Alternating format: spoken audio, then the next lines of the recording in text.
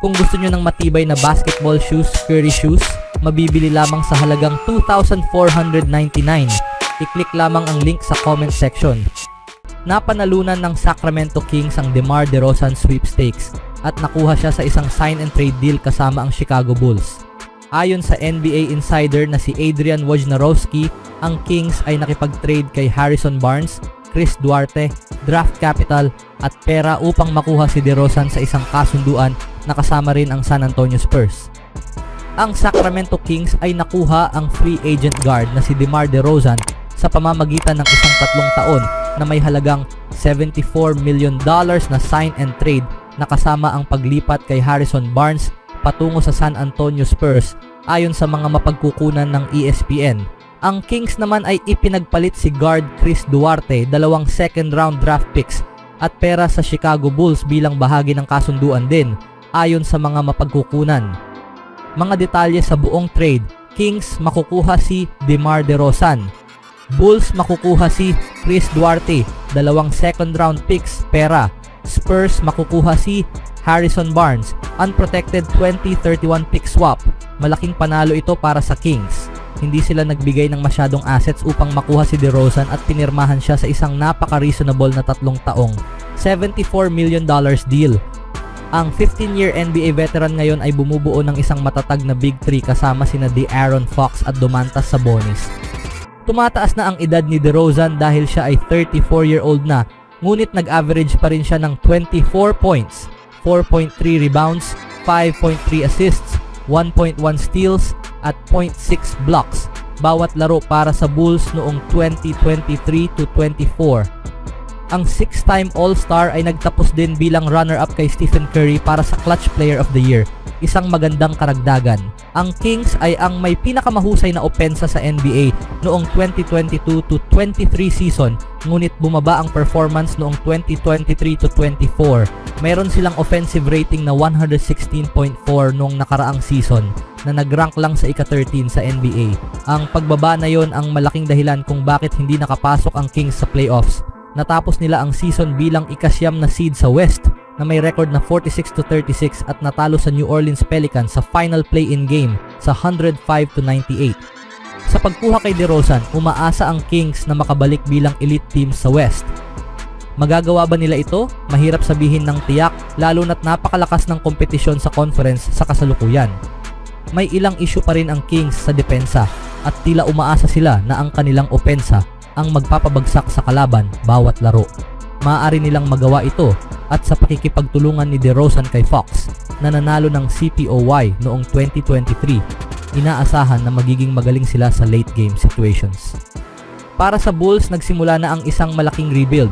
Si Alex Caruso ay na-trade sa Oklahoma City Thunder noong off-season para kay Josh Giddey at ngayon ay umalis na si DeRozan. Ayon sa balita, sinusubukan din nilang i-trade si Zach LaVine, ngunit nahihirapan silang gawin ito. Ayaw ng Bulls na kumuha ng salary sa isang deal na kasama si DeRozan kaya pumasok ang Spurs sa eksena.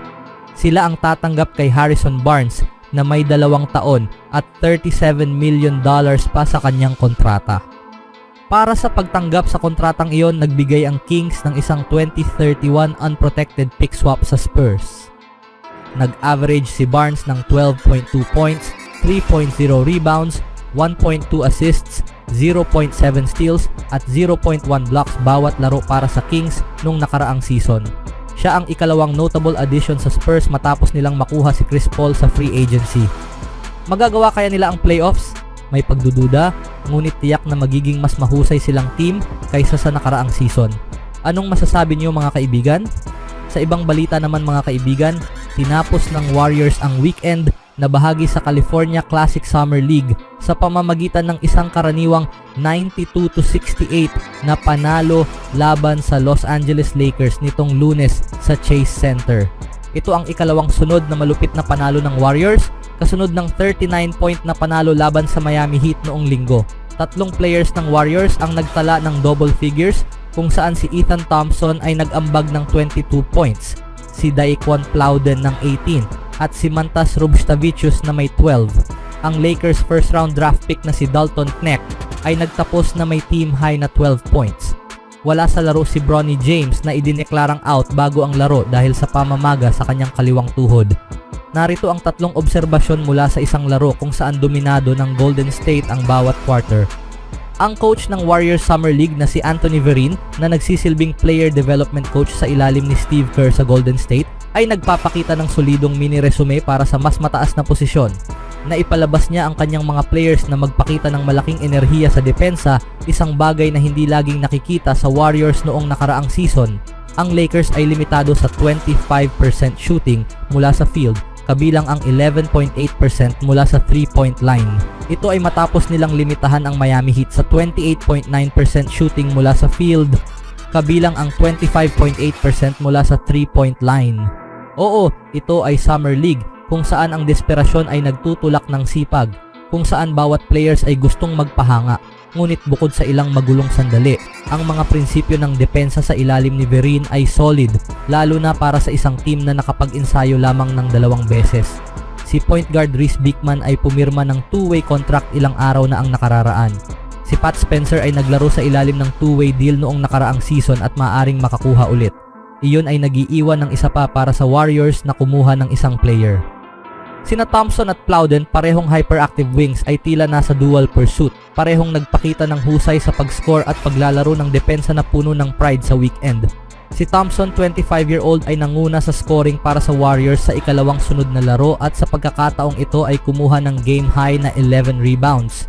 Ang 6'5" Oregon State alum ay nagtala ng 27 points mula sa bench noong Sabado at nasa starting lineup ngayong Lunes.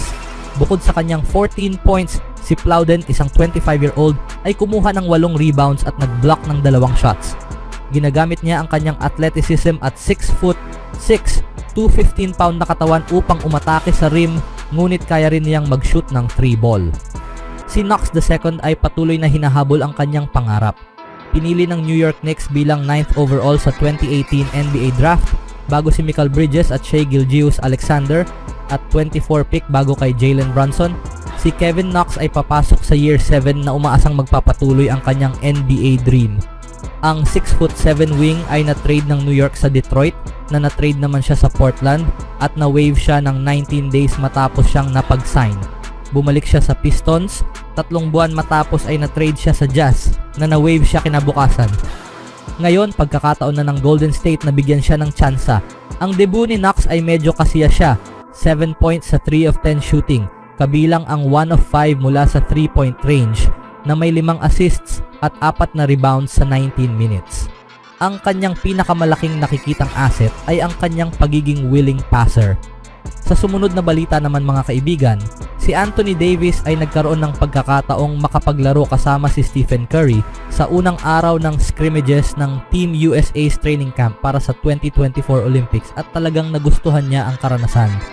Sasabihin ko sa inyo, itong taong nagngangalang Steph Curry ay kahangahangang makasama sa laro, sabi ni Davis. Kasama ko siya sa team ngayon at napakaraming open looks ang nakuha ko. Iyan ang eksaktong nangyayari kapag naglalaro ka kasama si Curry na nag-average ng 26.4 points, 4.5 rebounds, 5.1 assists, 0.7 steals at 0.4 blocks bawat laro sa 2023 to 24 NBA season. Ginawang mas madali ni Curry ang buhay sa court para sa kanyang mga teammates sa loob ng maraming taon dahil sa kanyang gravity. Kailangan bigyan ng sobrang atensyon ng kalaban si Curry kapag nasa court siya dahil sa kanyang husay sa shooting na nagre-resulta sa maraming wide open looks para sa iba. Si Davis ay gumugol ng maraming panahon na kailangang harapin ang problemang iyon habang naglalaro laban sa kanya, at masasabi natin na masaya siya na nasa parehong team siya ngayon kasama ang superstar ng Golden State Warriors. At masasabi natin na masaya siya na nasa parehong team siya ngayon kasama ang superstar ng Golden State Warriors. Ang sinabi ni Davis ay nag-viral sa social media at nag-open ito sa iba na pwedeng mag-request ito ng trade patungo sa Golden State upang subukang makasama ang point guard at greatest shooter of all time. Anong masasabi niyo mga kaibigan? Always do it on my own, so I gotta get through it. And the only thing I know is to love what I'm doing. Never give up, never slow, till I finally prove it. Never listen to the no's, I just wanna keep moving. Keep my head up when I act, head up, that's a fact. Never looking back, I'ma keep myself on track.